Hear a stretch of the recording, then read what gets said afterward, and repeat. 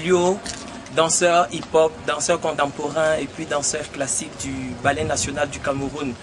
Le Cameroun réclame les origines de la danse hip-hop à 50%. Ah ouais, je comprends, ne vous énervez pas, je vous dirai pourquoi. Parce que la danse hip-hop, en réalité, est née au Cameroun. Au fait, ça a commencé depuis les traditions, depuis des lustres. Au Cameroun, on pratique la danse hip-hop plus particulièrement dans les régions du nord-ouest et du nord. Ça se matérialise au niveau de l'Umbali et Toudi, dans le centre du Cameroun. C'est une danse traditionnelle où vous voyez les passe-passe, vous voyez top rock, vous voyez tout ce qui est frise et mouvement de rotation. Donc c'est une danse traditionnelle de chez nous. Et quand vous arrivez au niveau du nord-ouest et puis du nord, vous voyez le Mbaya. Si vous voyez le Mbaya et le Bali et Toudi, vous comprendrez directement que ça, c'est du breakdance.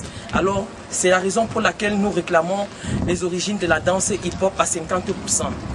Nous savons que Zulu Nation dit que c'est eux qui ont créé la danse hip-hop et tout. Africa Bambata, je sais que tu es un grand et tout, avec tout ce que tu as fait pour la danse hip-hop.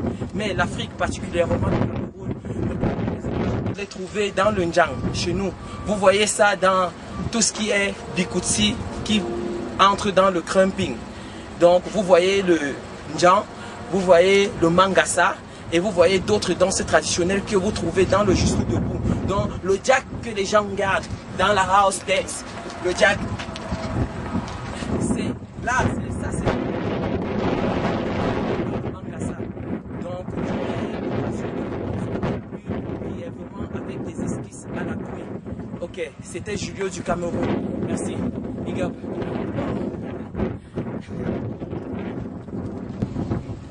Ok, tout à l'heure on vous a parlé des origines de la danse hip-hop. C'est vrai que la danse hip-hop est née au Cameroun, particulièrement dans le centre représenté par le Mbali et Toudi, le nord-ouest et le nord. Ah, c'est tout à l'heure, on a parlé de ça tout à l'heure. C'est dans le Mbaya, ouais, vous avez compris, c'est dans le Mbaya du nord et le Mbaya du nord-ouest. On retrouve les mouvements breakdance en désordre. Et quand vous venez dans le juste debout, vous voyez des particularités dans ce qu'on appelle le Ndjang, le Mangasa, dans le Bensikin, et vous regardez aussi le cramping, les mouvements du Bikutsi. Là, c'était les origines des danses hip-hop que le Cameroun réclame à 50% parce que nous en sommes les auteurs. Ok, merci. Maintenant, nous allons parler des différents danseurs, des différentes catégories de danseurs et de danses. Vous allez constater qu'il y a des danseurs et des danseurs. Il y a des danseurs de clips, ceux qui font du commercial.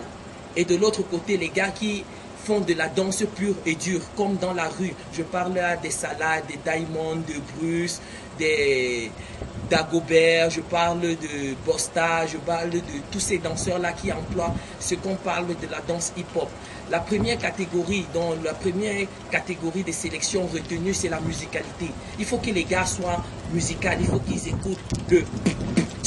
Il faut être capable de prendre ça pour dire que vous êtes un danseur. Parce que sinon, on peut arrêter la musique et vous dansez à côté, comme le disait Amiral S. Ok. Donc, regardez très bien quand les gars dansent. Il y a d'autres qui sont plus techniques que musicales. Alors, si vous êtes technique, vous ne pouvez pas remporter devant quelqu'un qui est musical. Non, ça jamais. Il faut être musical avant d'ajouter de la technicité à l'intérieur. Et là, on dira de vous que vous êtes un danseur. Et quand vous venez dans le domaine contemporain moderne, là c'est beaucoup plus élargi. Il faut avoir l'ouverture de l'esprit. Ne pas vous cramponner seulement sur les mouvements de base de popping ou alors de locking. Il faut ouvrir l'esprit et créer. Donc la créativité fait partie également des éléments, des critères de sélection de la danse hip-hop. Donc vous verrez des gars qui dansent et qui apportent un plus. La danse hip-hop veut toujours qu'on emprunte un peu de partout pour enrichir. C'est la raison pour laquelle chaque année, si votre style ne change pas, posez-vous des questions parce que au fur et à mesure qu'on avance, les différents styles de danse changent, se perfectionnent. Et après, on revient encore à zéro où on recommence les danses de base. Ouais, donc essayez de réfléchir. On ne peut pas vous saluer toujours avec la main tendue. Big up, c'est Julio.